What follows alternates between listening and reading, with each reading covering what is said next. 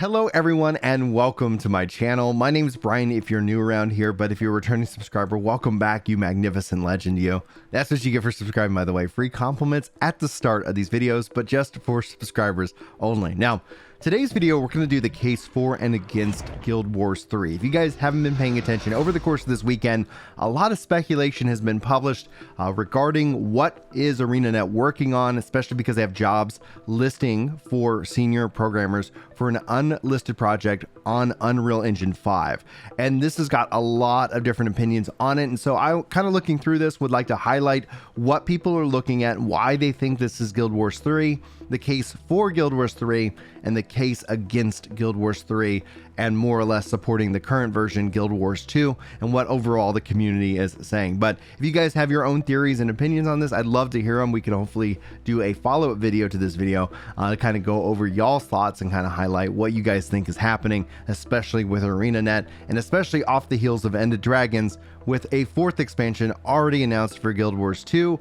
Lots of moving parts and a lot to kind of explore here. So let's go ahead and jump right in. I'm going to share with you guys the core information of what is being shared so that we're all on the same page. Now, I'll include a link to this in the description if you guys want to go read it for yourself. But overall, ArenaNet is still confirming a Steam release for 2022 for Guild Wars 2. They also announced a fourth expansion, but they said it's going to take a very long time to develop. Now, beyond this, the job listing, like I said, states that they're looking for a project for a programmer, and the project is based in Unreal Engine 5. I think that's obviously a good take, but if we're talking about pre-production here, we're talking at a minimum for an MMO 5 years. If they turned it around faster than that, that would be mind-blowing for me. But longer projects like that also have a huge problem with HR, keeping people on board, especially for 5 years. Like you might have worked at a job for more than 5 years, but I wonder how many of us all stick around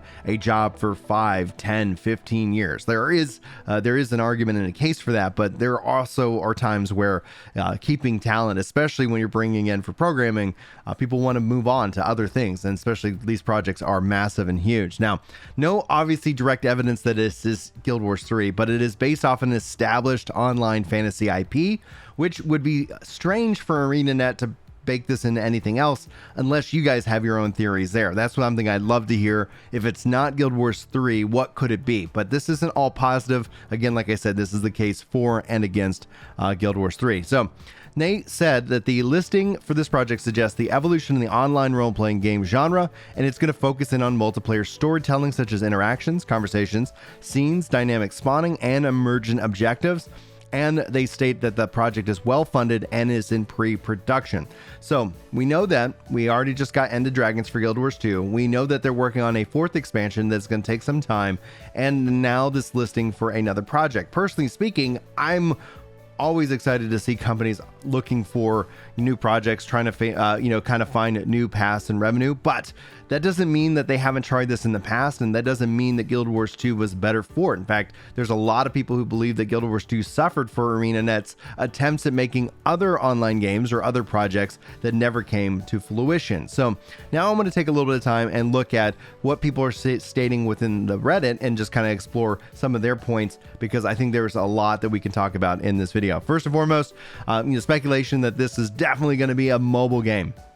And when it comes down to it, like as what I could say a classic gamer, someone who likes PC and console and does not play mobile games, like it's hard to argue that it wouldn't be a mobile game. In fact, we know there's so many other mobile games in development. Heck, we know that Final Fantasy 15 apparently is getting an MMO that's mobile based. So whatever that ends up shaking out to be. We also know, like with Diablo Immortal, despite all of its pay to win and just its nastiness in that regards, it clearly has already cleared over $100 million, and it will probably continue to grow and do well financially. So the case for mobile is going to always be strong. Like I can't judge a company for wanting to do that, but I can't also then get on board with that kind of game.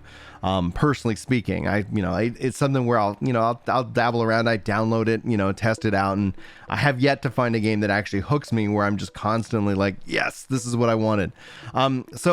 Like I said, like Guild Wars 2, the community believes that it suffered because of what happened, but also people point out this was also leading up to the layoffs that the company occurred around that time. With Guild Wars 2 and the non-subscription model MMORPG, like this was one of the first. They pioneered that. Now it seemed to become more that buy-to-play standard.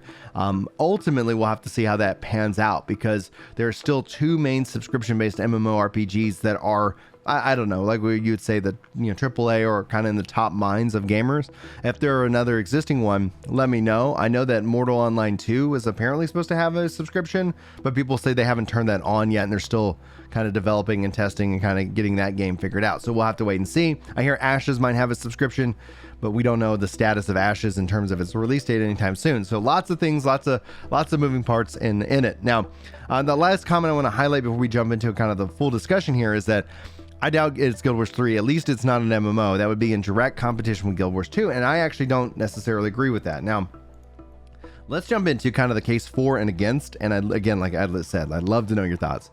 For, in terms of it's going to be a fresh start, and at the same time, it does start the whole clock again for the next big MMORPG. Now, when we talk about the next big MMO, this is something that I think plagues the MMO community, and I use that term loosely, because that it has this constant sense of we're always looking for this next big launch, as opposed to the game that actually just puts in the work year over year over year. And my general theory is the next big MMO is the 3-year-old MMO that has continued to put in the work and the effort. And I think when we look at numbers, Lost Ark proves this in terms of its just holding on to players and obviously its interest within bots. And so we looked at some numbers here on the channel last month. Maybe we'll jump back into that and see how it's doing over the course of these last updates. But when it comes into it, the next big MMO is the MMO that continues to put in the work. Now, I see people already kind of putting their hopes back into Dragonflight.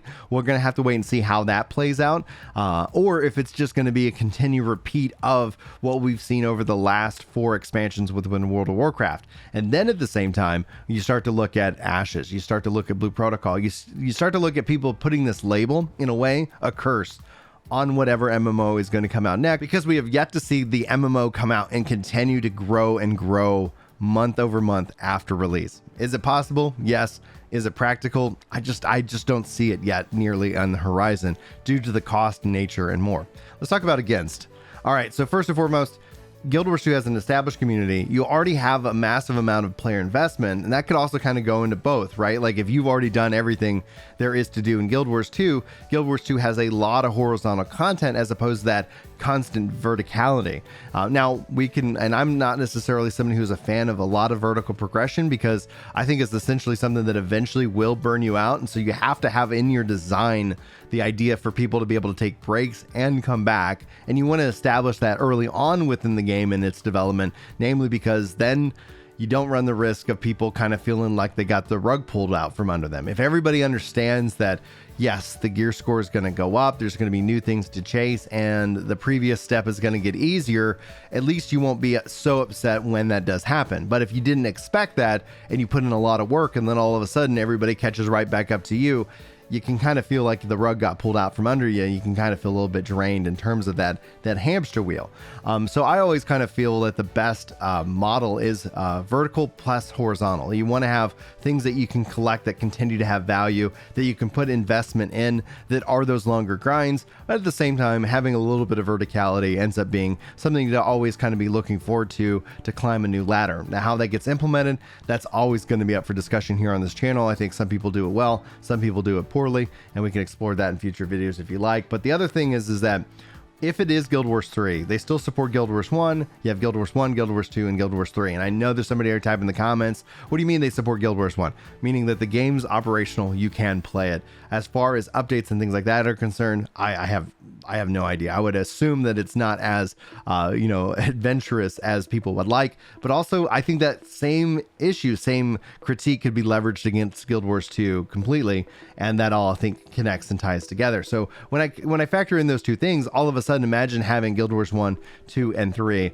all available and all playable. And then the question is what about the support? I think the Guild Wars 2 community in and of itself has been hungry for more content. And I think when it comes down to it, outside of a third, like if we were going to just take, 3 completely off the table, what would be better suited for Guild Wars is a consistent content update schedule. So they say it's going to take a long time to work on this next expansion, the 4th expansion for Guild Wars 2.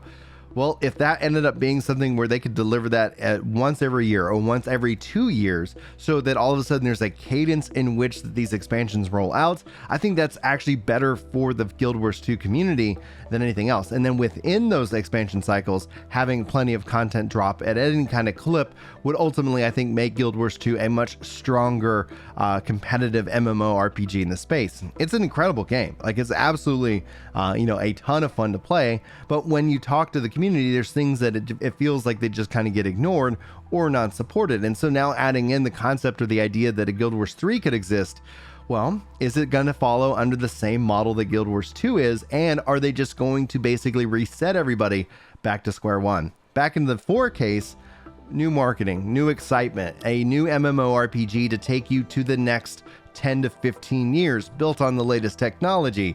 It has all the ringings and all the hope that could fall into the next big MMO, but they would still have to solve the problem of content.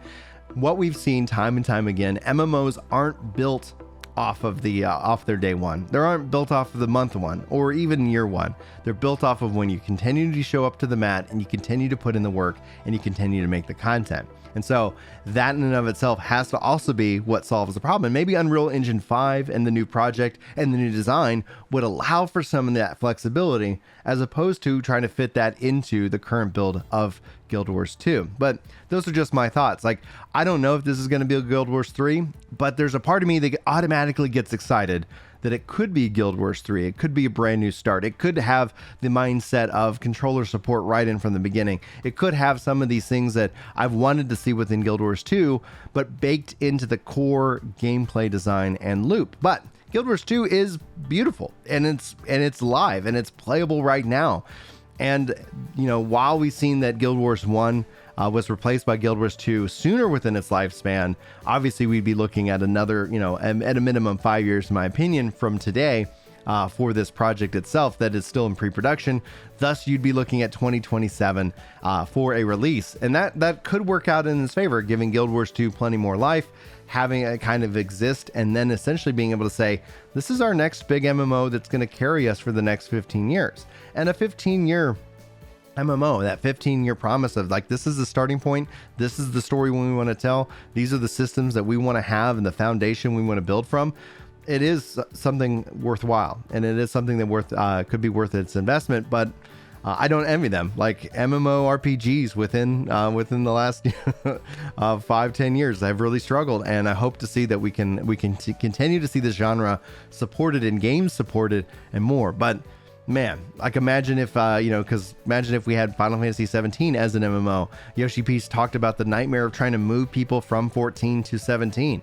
He stated that, like, it would just be an insane amount of work because you still have 11. People like to hold on to what the things they love and the characters they've invested in.